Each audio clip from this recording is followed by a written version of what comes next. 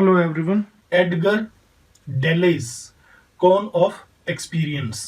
Edgar Dale का cone of experience क्या है? In 1960 educationalist Edgar Dale proposed a hierarchy of learning।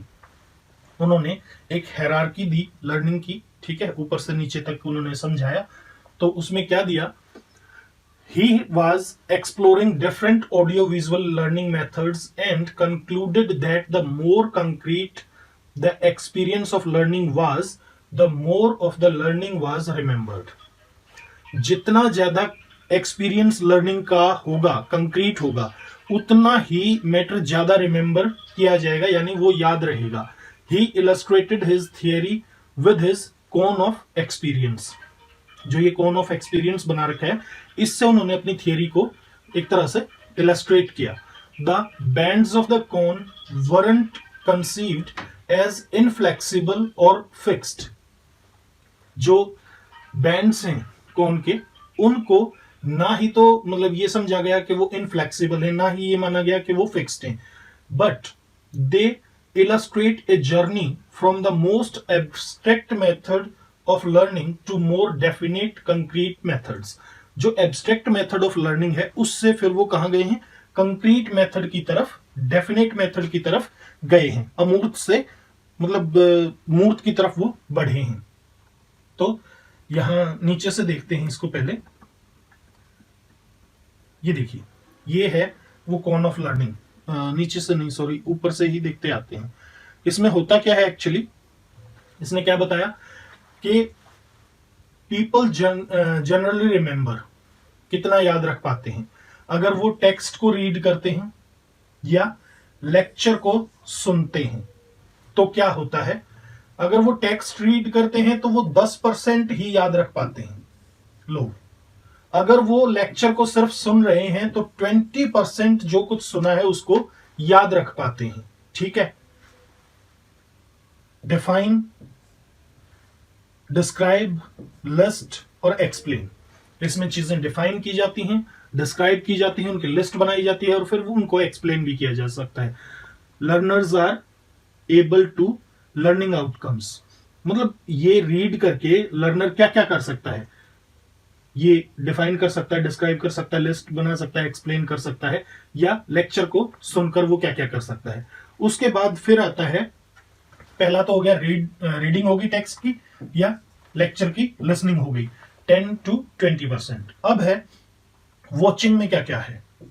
अगर still pictures देखता है तो 30%,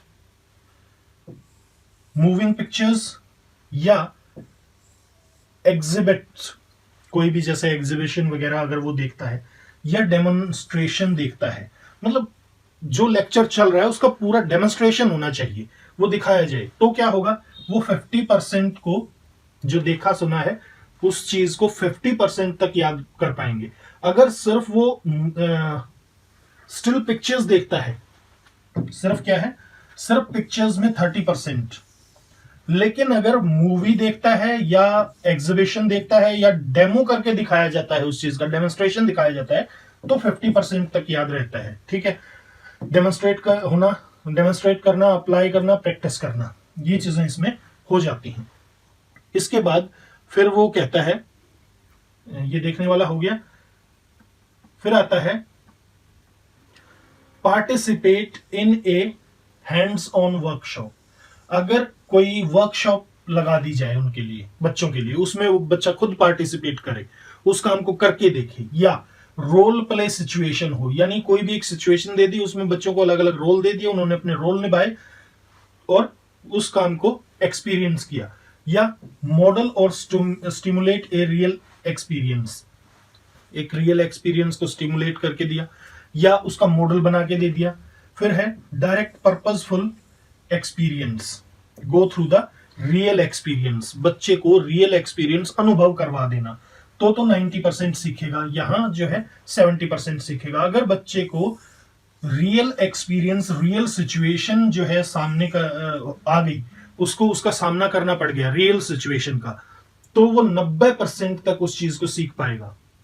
लेकिन अगर उसको सिर्फ रोल प्ले करवाया है, एक झूठी जो सिचुएशन है वो क्रिएट कर दी और फिर वहां रोल प्ले करवाया, तो वो 70% तक ही सीख पाएगा। इसमें क्या करेगा, वो कंक्रीट होती है ये, इसमें एनालाइज करेगा, डिजाइन करेगा, क्रिएट करेगा और इवेल्युएट भी कर पाएगा बच्चा। तो ये एक कौन उसने बना रखा है एडगर ने, ठीक है। अब है Flanders interaction analysis category system, FIACS 1955 to 1960। इसको हम देखेंगे नेक्स्ट वीडियो में। Till then bye bye, have a nice time, thanks for watching.